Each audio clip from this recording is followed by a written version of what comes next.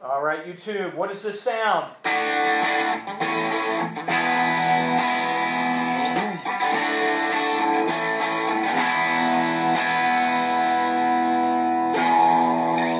That is the sound of a modeling amplifier device plugged into a tube amp and done correctly. That is what that is.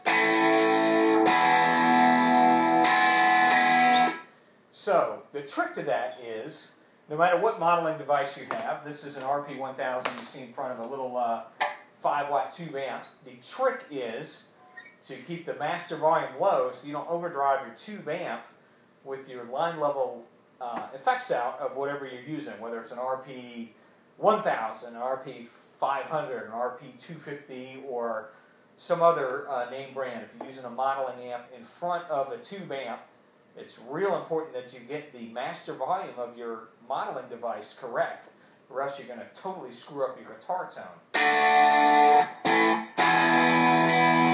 So this, I'm going to point to you with my feet here, is an RP1000. It's made by Digitech. It is going out by this cable into a very simplistic tube amp. That's a 5-watt Epiphone Valve Junior. Now I've modded it with the Bitmo mod, so I got a tone knob on it, and I got a little push-pull so I can get a little bit more overdrive, but essentially there ain't much going on with this. It's a 5-watt tube amp. There's no effects loop, doesn't have anything, you know, kind of crazy going on. It's you know, basic tube amp, but listen to this.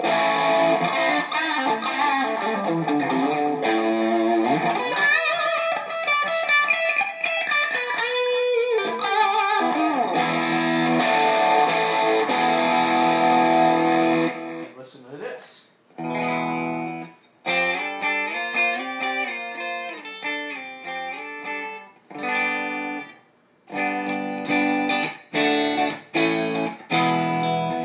then for a little bit more distortion, you can hear this kind of sound.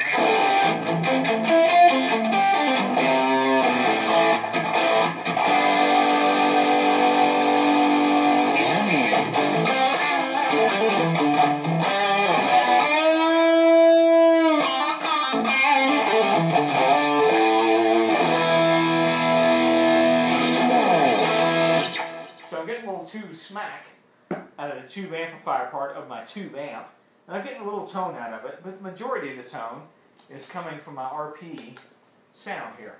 So, let's kind of flip around. So this is a phaser in front.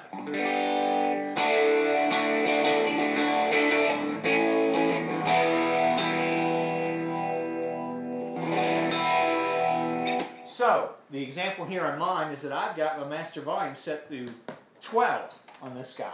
Not 100 like it could be. It's set really low.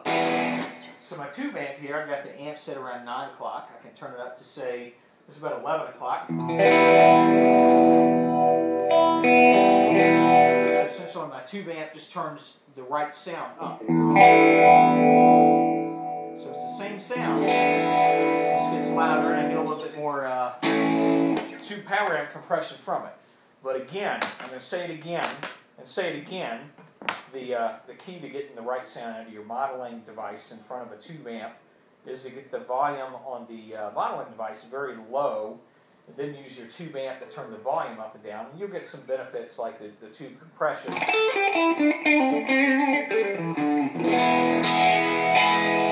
Rest of the sound. So let's go back here so you can hear a little more.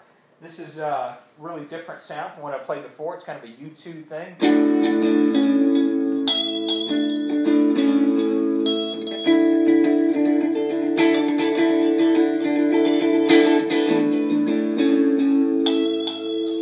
Again, that's the modeling amp, but I can go from clean to mean.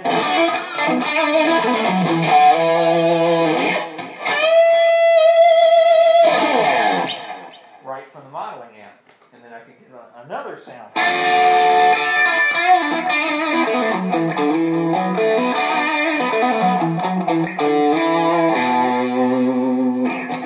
The modeling amp is determining the tone for that, so we got another sound here.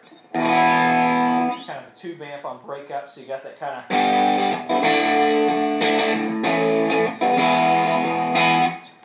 Another other modeling amp sound. It's supposed to be a kind of an acoustic simulator.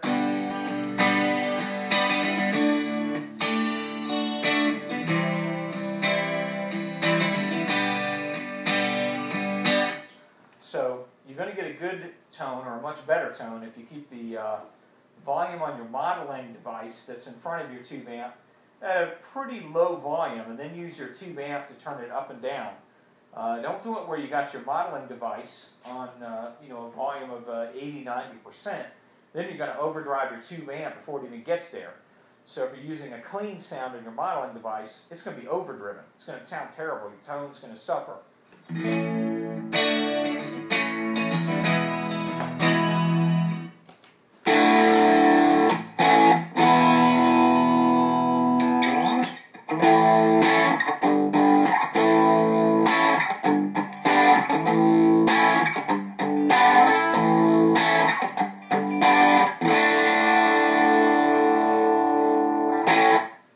So, remember that. Bye.